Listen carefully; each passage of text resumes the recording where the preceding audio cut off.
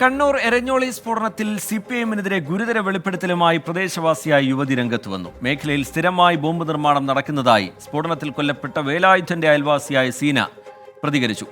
അതേസമയം ബോംബ് സ്ഫോടന വിഷയത്തിൽ നിയമസഭയിൽ സർക്കാരിനെയും CPIMനെയും കടന്നാക്രമിച്ച് പ്രതിപക്ഷം രംഗത്തെത്തി. ക്രിമിനലുകളെ രക്തസാക്ഷികളാക്കി സ്മാരകം നിർമ്മിക്കുകയാണ് എന്നായിരുന്നു വിമർശനം. ഈ വീടിന്റെ പറമ്പത്ത് നിന്ന് 3 ബോംബ് ഇവരെടുത്തുകൊണ്ട് പോയിട്ടുണ്ട്. പോലീസിനൊന്നും ഇവർ പറയാൻ ഞങ്ങളെ ഏൽപ്പിച്ചിട്ടില്ല. ഇവിടെയുള്ള ആൾക്കാർ പാർട്ടിക്കാരെടുത്തോണ്ട് പോയിട്ടുണ്ട്. അത് 10-15 വർഷം മുമ്പേ ഞങ്ങളുടെ ഈ വീട് വാടക കൊടുത്തു പോയിട്ടുണ്ട്. അപ്പോഴേ ഇതുണ്ട്. ഇപ്പൊ ഒരാൾ മരിച്ചുകൊണ്ട് ഇത് വെളിയിൽ വന്നു. ഇല്ല, ഇത് പിന്നെ ഇങ്ങനെ തന്നെ നിൽക്കണ്ട. കണ്ണൂരിലെ ബോംബ് രാഷ്ട്രീയത്തിന്റെ ചോരക്കൊതിക്കെതിരായ രോഷപ്രകടനമാണ് സീനയുടെ വാക്കുകളിലുള്ളത്. CPIMനെ പ്രതിരോധത്തിലാക്കുന്നതാണ് വെളിപ്പെടുത്തൽ. എന്നാൽ യുവതി കോൺഗ്രസ് അനുഭാവിയെന്നും രാഷ്ട്രീയ ലക്ഷ്യത്തോടെയുള്ള ആരോപണമെന്നും CPIMന്റെ മറുപടി. അപ്പോൾ തീർത്തും അവർക്ക് സ്വാധീനമുള്ള കോൺഗ്രസിനും BJPക്കും സ്വാധീനമുള്ള ഒരു പ്രദേശത്ത് നടക്കുന്ന ഒരു സംഭവത്തിലാണ് രാത്രിയിൽ വലിയ ശബ്ദങ്ങൾ ഉണ്ടാവുന്നു എന്നൊക്കെ പറഞ്ഞ് സമീപവാസികൾ എന്ന് പറഞ്ഞുകൊണ്ട് വളരെ രാഷ്ട്രീയമായിട്ട് അതിനെ മുതലെടുക്കാനുള്ള ഒരു ശ്രമത്തിൻ്റെ ഭാഗമായിട്ട് നാടകീയമായിട്ട് രൂപീകരിച്ചിട്ടുള്ള ഒരു സ്ക്രിപ്റ്റിൻ്റെ ഭാഗമായിട്ടാണ് ഷാഫി പറമ്പിൽ അവിടെ സന്ദർശിച്ചപ്പോൾ അവിടെയുള്ള ഒരു സ്ത്രീ പറയുന്ന ഒരു സാഹചര്യം ഉണ്ടായിട്ടുണ്ട്.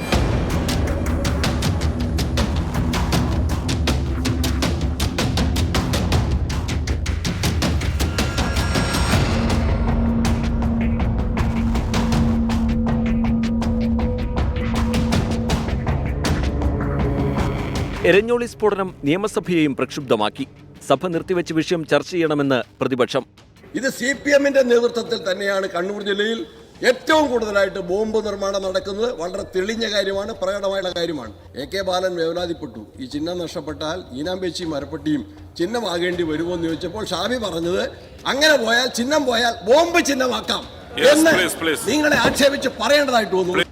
മുഖം നോക്കാതെ നടപടിയെന്ന് മുഖ്യമന്ത്രിയുടെ മറുപടി. കോൺഗ്രസ് ജില്ലാ കമ്മിറ്റി ഓഫീസിൽ വിവിധതരം ബോംബുകൾ പ്രദർശിപ്പിച്ച ചരിത്രമുണ്ടെന്നും മുഖ്യമന്ത്രി. പഴയ ചരിത്രം പരിശോധിച്ചാൽ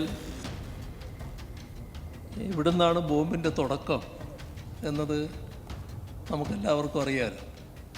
നമ്മളെല്ലാറ്റിനും രാഷ്ട്രീയ നിറം ചാർത്തി അത് രാഷ്ട്രീയ ഗൂഢാലോചനയുടെ ഭാഗമാണ് എന്ന് സ്ഥാപിക്കാനല്ല ശ്രമിക്കേണ്ടത്.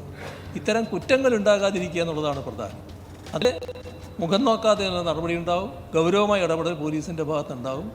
ശക്തമായ റെയ്ഡ് വേണമെങ്കിൽ റെയ്ഡ് അടക്കം നടത്തിക്കൊണ്ടുള്ള നടപടികൾ ഇവിടെ സ്വീകരിക്കും. പാർട്ടി ഗ്രാമങ്ങളിൽ കുടിൽ വ്യവസായം പോലെ ബോംബ് നിർമ്മിക്കുകയാണെന്ന് പ്രതിപക്ഷ നേതാവ് VD സതീശൻ.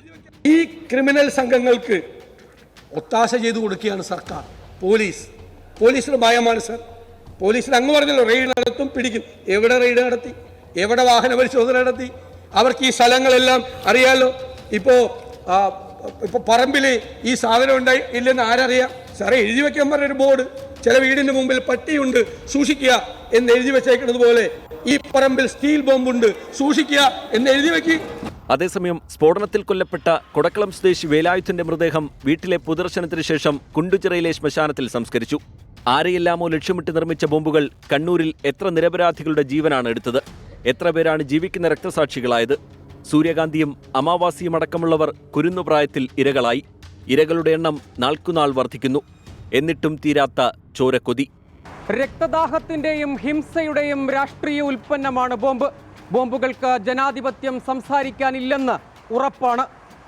രാഷ്ട്രീയമായി വ്യത്യസ്ത ചേരികളിലുള്ളവരെന്നോ നിരപരാധികളെന്നോ ഭേദമില്ലാതെ എത്ര മനുഷ്യരുടെ ചോര വീണ് കണ്ണൂരിലെ മണ്ണ് നനഞ്ഞു. ഇനി എന്ന് അറുതിയുണ്ടാകുമെന്ന ചോദ്യത്തിന് ഉത്തരമില്ല. ആ ചോദ്യം അങ്ങനെ ആവർത്തിക്കപ്പെട്ടുകൊണ്ടേയിരിക്കുന്നു. മിഥുൻ ചാത്തോത്തിനൊപ്പം സജോ ദേവസ്യാം, 24 കണ്ണൂർ. പൊതുജനം കഴുതയല്ല സാർ. അതാരുടെ ബോംബ്, ആര് ലക്ഷ്യമിട്ട് ഉണ്ടാക്കിയ ബോംബ് എന്നുള്ള കാര്യത്തിലൊക്കെ ഇനിയും വ്യക്തത വരേണ്ടതുണ്ട്. എന്തായാലും അതുമായി ബന്ധപ്പെട്ടുള്ള രാഷ്ട്രീയ വിവാദം അത് ശക്തമായി തന്നെ തുടരുകയും ചെയ്യുന്നു. അതിനിടയിൽ KPCC അധ്യക്ഷൻ K സുധാകരൻ്റെ ഒരു പരാമർശം വിവാദമാകുന്നത് നമ്മൾ കണ്ടു. കൊല്ലപ്പെട്ടത് വൃദ്ധനല്ലേ, യുവാവൊന്നുമല്ലല്ലോ എന്നുള്ളതായിരുന്നു പ്രതികരണം. അത് വലിയ ചർച്ചയായിക്കൊണ്ടിരിക്കുന്നുമുണ്ട്.